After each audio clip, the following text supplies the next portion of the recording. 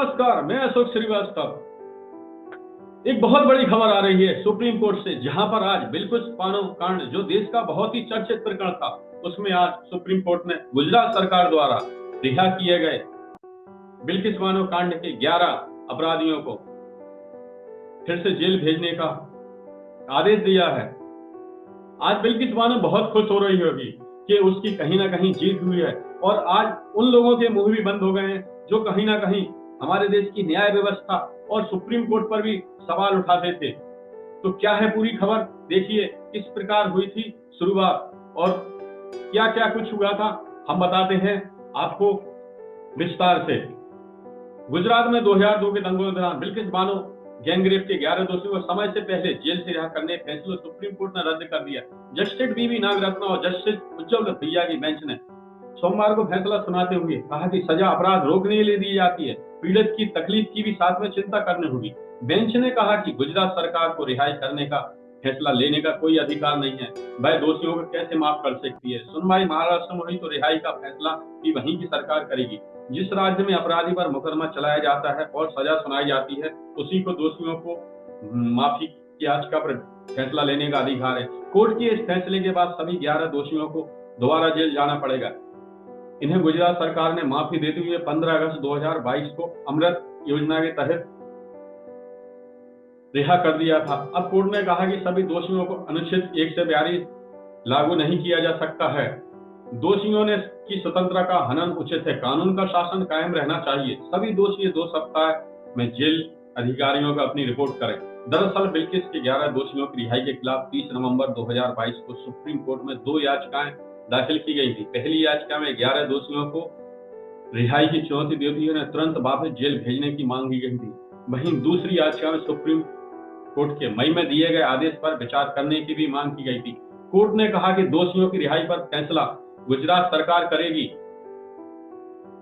बिल्किस ने कहा, जब केस का ट्रायल महाराष्ट्र में चला, फिर गुजरात सरकार फैसला कैसे ले सकती है। केस के सभी 11 दोषी आजादी के अमृत महोत्सव के तहत रिहा कर दिए गए थे। जस्टिस नागरत्ना प्लेटो ने कहा कि सजा प्रतिशोध के लिए नहीं बल्कि सुधार के लिए है। क्यूरेटिव थ्योरी में सजा की तुलना दवा से की जाती है। अगर किसी अपराधी का इलाज संभव है तो उसे दोष मुक्त किया जाना चाहिए। यह सुधारात्मक सिद्धांत का आधार है, लेकिन पीड़ित के अधिकार भी महत्वपूर्ण है। नारी सम्मान की पात्र है। क्या महिलाओं के खिलाफ जघन्य अपराधों में छूट दी जानी चाहिए? ये वो मुद्दे हैं जो हमेशा से उठते हैं।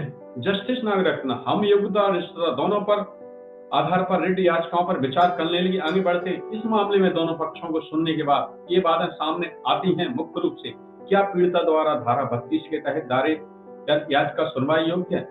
क्या छूट के आदेश पर सवाल उठाने वाली जनहित याचिकाएं मानने योग्य है? क्या गुजरात सरकार छूट आदेश पारित करने में सक्षम थी? क्या दोषियों को छूट का आदेश कानून के अनुसार दिया गया? जस्टिस नवरत्ना लॉर्ड बर्नार्ड शॉ का कोट करते हुए कहा, लोग ठोकर खाने नहीं सुधरने आते हैं। जस्टिस नागरत्ना ने कहा कि अपराध की घटना का स्थान और कारावास का स्थान प्रासंगिक है, विचार नहीं है। जहां अपराधी और मुकदमा चलाया जाता है और सजा भी वहीं सुनाती है और रिहा करने का फैसला भी वहीं की सरकार लेती है जहां संबंधित केस का फैसला हुआ है। अपराध किए जाने के स्थान की बजाय मुकदमे की स्थान पर जोर दिया जाता है। 13 मार्च 2022 का फैसला, जिसमें गुजरात सरकार को दोषियों को माफ करने का विचार करने का निर्देश दिया था, अदालत के साथ धोखाधड़ी करके और भौतिक तथ्यों को छिपाकर प्राप्त किया गया था। इस मामले जिन दोषियों को रिहाई मिली उनमें जसवंत भाई नाइक, गोविंद भाई नाइक, शैलेश भट्ट, राधेश्याम सहाय, विपिन चंद्र जोशी, केसर भाई बोहानिया, प्रदीप मोरधिया, बाका भाई बोहानिया, राजू भाई सोनी, मितेश भट्ट और रमेश चंदाना शामिल हैं। इन दोषियों की रिहाई के खिलाफ सुप्रीम कोर्ट में कई याचिकाएं दायर हुई थी। वही बिल्किस बानो कांड, जो देश का बहुत ही चर्चित कांड में, जिसमें बहुत ही जघन्य अपराध किया गया था। अब हम आपको विस्तार से बताते हैं बिल्किस बानो केस के पूरे 22 साल कब और क्या हुआ। 27 फरवरी 2002 को अयोध्या से गोधरा आ रही साबरमती एक्सप्रेस के 2 कोच जला दिए, जिसमें 59 तीर्थयात्रियों की मौत हो गई थी। 3 मार्च 2002 को बिल्किस बानो के परिवार पर हमला। 2002-2003 सबूत नहीं मिलने पर स्थानीय पुलिस ने केस तक दर्ज करने से मना कर दिया। दिसंबर 2003 में बिल्किस बानो ने सुप्रीम कोर्ट का दरवाजा खटखटाया। कोर्ट ने सीबीआई को मामले की जांच करने का आदेश दिया। अगस्त 2004 बिल्किस ने सबूतों से छेड़छाड़ और गवाहों को नुकसान पहुंचाने का मुद्दा उठाया, जिसके बाद हाई कोर्ट ने केस को अहमदाबाद कोर्ट से बॉम्बे हाई कोर्ट ट्रांसफर कर दिया। निचली अदालत ने 13 लोगों को बिल्किस के साथ बलात्कार करने आपराधिक साजिश में शामिल उन्होंने हत्या का दोषी करार दिया, जिनमें से 11 को उम्र कैद की सजा मिली। इस फैसले को दोषियों ने हाईकोर्ट में चुनौती दी। जुलाई 2011 सीबीआई ने बॉम्बे हाईकोर्ट में दायर याचिका कर दोषियों को फांसी देने की मांग की। 15 जुलाई 2016 दोषियों की अपील पर बॉम्बे हाईकोर्ट ने सुनवाई। सितंबर 2016 दोषियों के वकील ने मामले में कई गवाहों को फिर से पूछताछ करने की अपील की।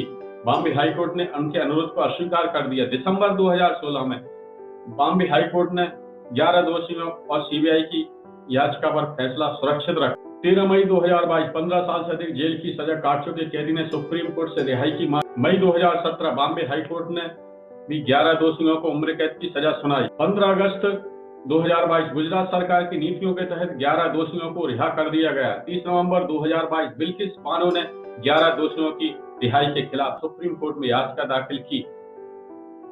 12 अक्टूबर 2023 बिल्किस बानो ने याचिका पर सुप्रीम कोर्ट ने सुनवाई के बाद फैसला सुरक्षित रखा। 8 जनवरी 2024 यानी आज ही के दिन गुजरात सरकार ने 11 दोषियों को रिहा करने के फैसले को सुप्रीम कोर्ट ने रद्द कर दिया। और कहीं न कहीं यह देश का इतना बड़ा चर्चित कांड था जिससे पूरा देश हिल गया था, और जो बिल्किस बानो न्याय के लिए दर दर भटक रही थी, आज पूरे देश को एक बार फिर से सुप्रीम कोर्ट के इस फैसले पर कहीं ना कहीं विश्वास जागा है, और उन लोगों के मुंह पूरी तरीके से बंद हो चुके हैं जो है सुप्रीम कोर्ट के ऊपर सवाल उठाते हैं।